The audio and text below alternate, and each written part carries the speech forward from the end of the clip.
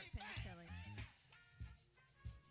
All right, folks, don't forget we got Major League Baseball as soon as we're done. In fact, it'll be a short show today.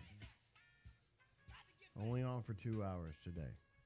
But Yankees Nationals, two of the hottest teams in Major League Baseball right now. They'll pick up Game 1 that got rained out last night. Mother Nature had bigger or different plans. It's tied up at 3 in the 6th. They'll pick that game up at 5:05, and then they'll play Game 2 approximately around 7 p.m. tonight.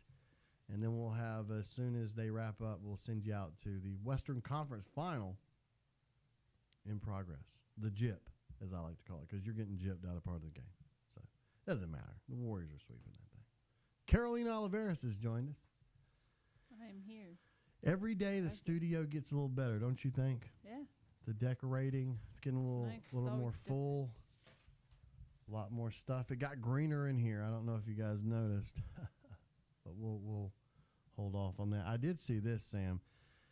ABC has released its the liquor store. No, not the liquor store. I thought the same thing when you said it. The ABC television network, part of ESPN and that whole thing, has released their primetime schedule for the first couple of weeks of college football. So really quickly, national champion Alabama will face Louisville in the first Saturday night football game. Miami will play LSU on Sunday night. That'll be a good game. Of the season opening weekend. They announced Crimson Tide, Louisville, Orlando. That'll be 8 p.m. Let me see if I can read these. Okay, week 2, Penn State will play Pittsburgh in the ABC Saturday night game. Ohio State faces TCU in Arlington the following Saturday night. So there's your first 4 primetime matchups as far as ABC, ESPN are concerned. Louisville, Alabama, which has nothing because Lamar Jackson's gone from Louisville and who cares. Miami, LSU, which should be a little bit better. Penn State, Pittsburgh, does that do anything for you? No. Pittsburgh? No, absolutely not. You talking about the team that didn't win a game last year, Pittsburgh? Does that do anything for me? No, I don't think so. And then Ohio State, TCU in Arlington. Yeah, I mean, Ohio State's always good. Yes. No, that's a bad weekend, but anyways. Just some quick opinions. But that being said, we're actually here to do some headlines. Am I right? Everybody seems to. Yes, you're right. I was going to say, where's the enthusiasm today? We have less work to do today. Baseball has given us part of the afternoon off. So let's thank our good friends at Taqueria San Luis, 1706 Highway 70, just outside of New Bern. Authentic, delicious Mexican cuisine. I say it's kind of Mexicali. Is it? Can I use that term? They have a little bit of California flavor over there. Yeah, it's better than. No. I see what you're going. It is the best place to go get some fantastic food. 1706 Highway 70, just outside of New Bern. What is it? I don't know. I went to a different Mexican restaurant. A competitor? Like 2 weeks ago. And I know where you went. Had the worst experience ever. And literally walked out of there and said, I'm never coming back. Like, this really happened about 2 weeks ago. And it was like, no, I'm never going back. I'm exclusive. This is stupid. Yes. This is absolutely ridiculous. I'm exclusive to Taqueria San Luis now. That is a real thing. Good. Everybody should be exclusive. Check it out today. Everything they got: tortas, burritos, tacos. Every Tuesday's Taco Tuesday. It's unbelievable. And are we going there tomorrow? Thursday's been the taco. No, I'm down. I'm down. I'm on a diet. We'll leave them. All right. Yeah. We'll have I love to Taqueria San Luis. We'll have to move on. For diet. Eat a taco. By Jameson Hensley, ESPN.com. Can't eat just one taco. Eat two. Wide receiver Dez Bryant is not second-guessing his decision to turn down an offer from the Baltimore Ravens, even though he remains a free agent a month after being cut by the Dallas Cowboys. The Ravens are the only team known to have extended an offer to Bryant, who is coming off his third straight season in which he failed to to record at least 70 catches and 900 yards receiving. Baltimore eventually signed restricted free agent Willie Snead, and the team reportedly ended its interest in Bryant. Well, wow. Green Bay is what we're hearing, right? That is the most recent rumor, yes. And it's only a rumor at this point. I can't imagine that he won't find it. I mean, let's start with this. Do you think there's a chance Dez Bryant will not be on a roster at the start of this season? At the start of the training camp. How about that, training camp? No, I think he's going to get picked up probably within a week or two. He's still got a lot in the tank. I mean, he's only 29 years old. Yes. Despite, I watched, I was telling you, and Mike was our general manager, persuaded me to watch the All or Nothing Amazon Prime special on the Dallas Cowboys, and it followed all of last season. And to me, it just seemed like there was such a disconnect between Dak Prescott and Dez Bryant and the whole entire coaching staff. And we know that about Dez, right? He's kind of a head case. And I think, and you mentioned we're talking about Green Bay as a potential, that kind of situation is good for him where he has a quarterback who he looks at and respects. Dez Bryant is a guy who doesn't give out respect very easily. Right. A guy like Aaron Rodgers, I think, definitely deserves it. And this particular story is, okay, Dez turned down the offer from the Baltimore Ravens. Well, I don't blame him because he looks at the QB position in Baltimore and he sees Joe Flacco, and he has zero respect for Joe Flacco. And why should he? I mean, Joe Flacco's an awful quarterback. That's why they just went and drafted Lamar Jackson in the first round. So I think Dez is definitely going to be somewhere else in the next week or two. I just want to interject real quickly that of all the divisions in football, the AFC North is one of those that you really got to think hard about whether or not you want to play football because they play hard. There's some dirty. There's Pittsburgh. There's Cincinnati. Baltimore has a history as well of being, some hard-hitting, gritty, dirty, feisty teams. I've got nothing against it, but I'm not saying that weighed into it. But it would if it was me. I was like, I wouldn't want to play in that division. You don't want to be in the same division as Vontaze Burfict and Pac-Man Jones. No, that's guaranteed you at least a concussion and a half a season. No, yeah, want no part of that.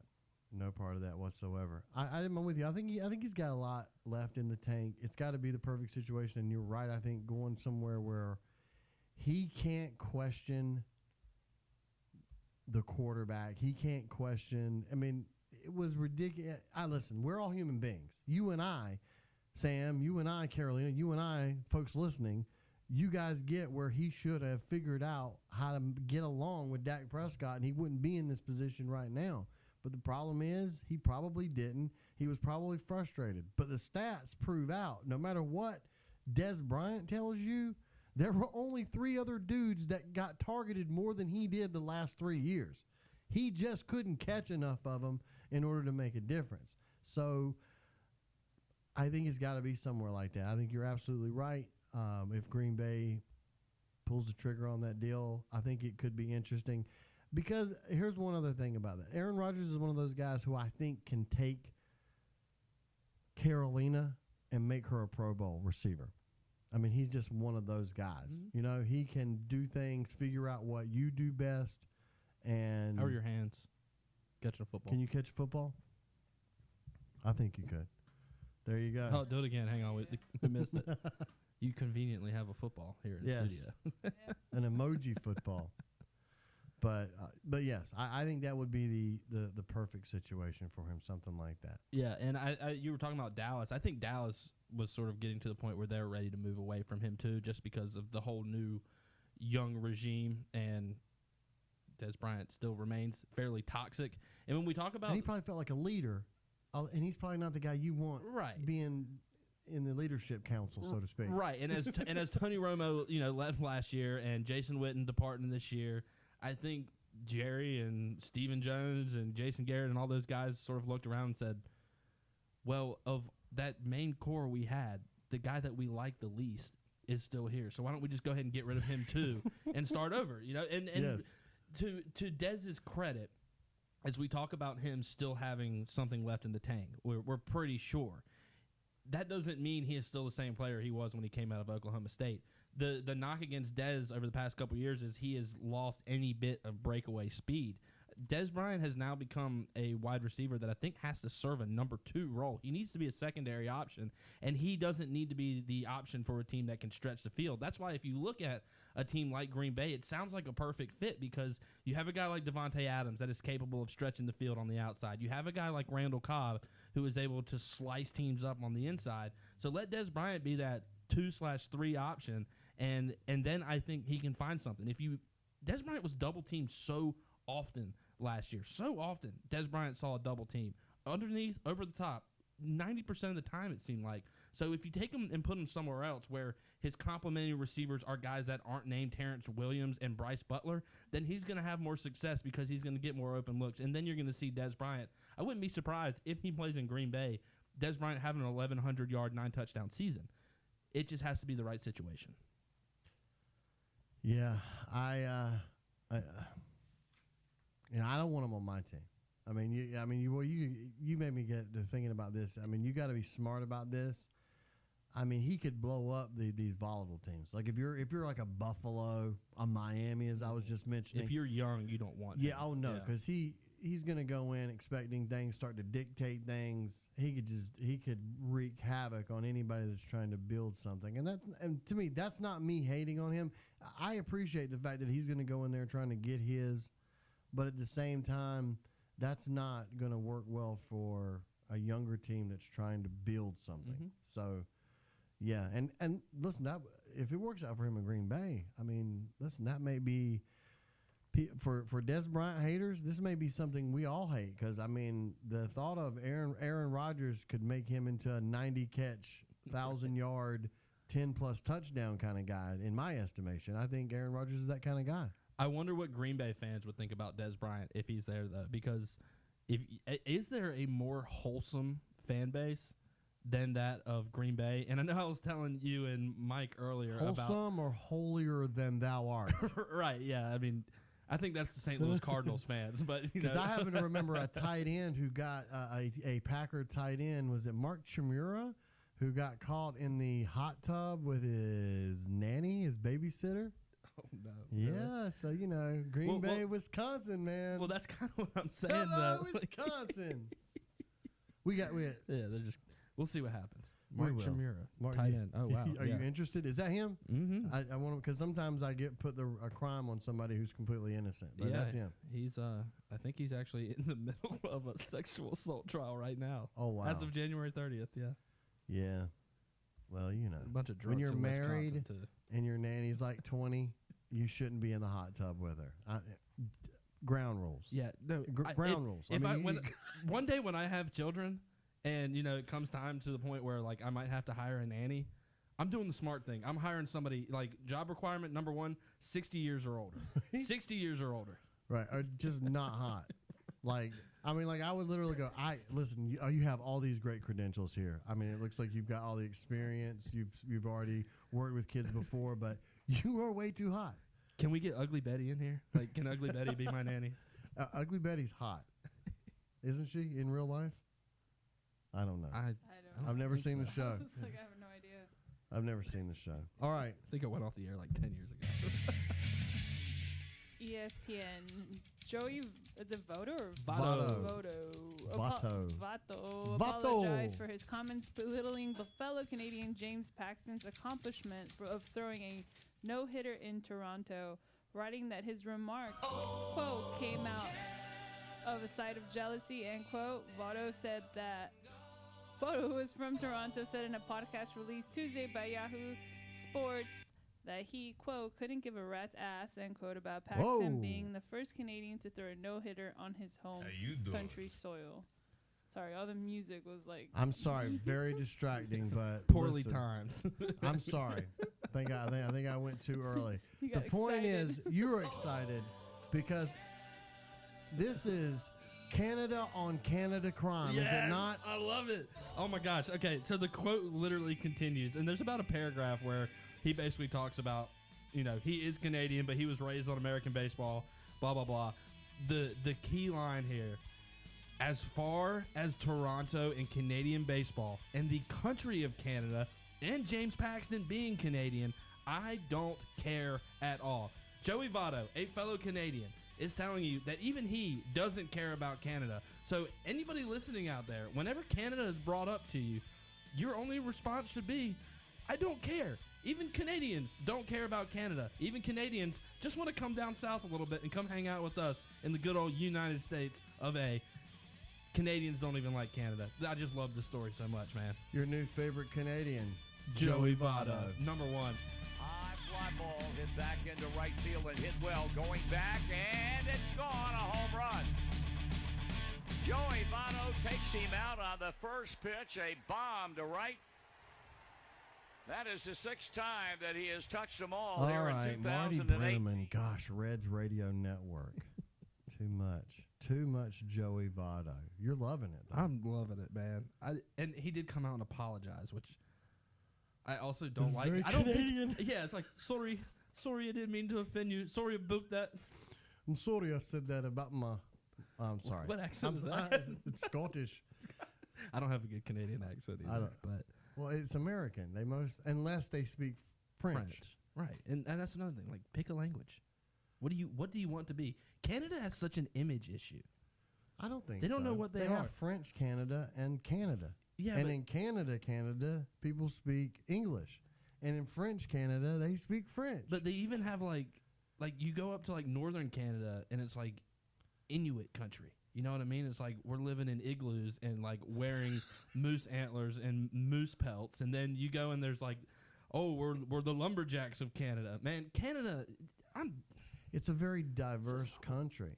I mean, you've got the great metropolitan Toronto, and you've got the rural tundra of Saskatchewan. I mean, it is beautiful. And then it is a country. God's country next to Vancouver has got to be Vancouver, British Columbia. It is a country that is sitting and just waiting to be conquered by another country. That is what Canada needs. It's already conquered. Canada needs to be conquered by America, is it not? Right, yeah, I mean, is so. it not the 51st state or something like that? I love Joey Votto so much now. All right.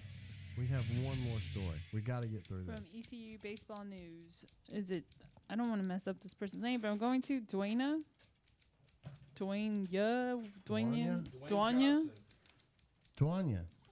Williams Sutton belted a pair of home runs, and Evan Voliva picked up his first win of the season, helping number 9 ECU complete the season sweep of Campbell 12-7 Tuesday night at Lewis Field inside Clark LeClaire Stadium. With a win, the Pirates improved to 38-13 on the year, while the Camels fall 29-22. This is fantastic stuff. What I was really looking forward to is getting more from you on this, because I know how much Really? you love. I actually baseball. I can sum up my feelings on this story in this particular Okay. ECU baseball game in just 3 words, and I will preface this by saying, good job, good effort. I mean, we're still in the regular season, whatever. Do it in the postseason for once, ECU. 3 words summarize this story. I don't care. I don't care. Calm down, Votto. Just calm down. The headlines are brought to you by Taqueria San Luis. Thank you, Carolina. We need to take a break. When we come back, the Celtics are better without Kyrie Irving. That's what Sam says.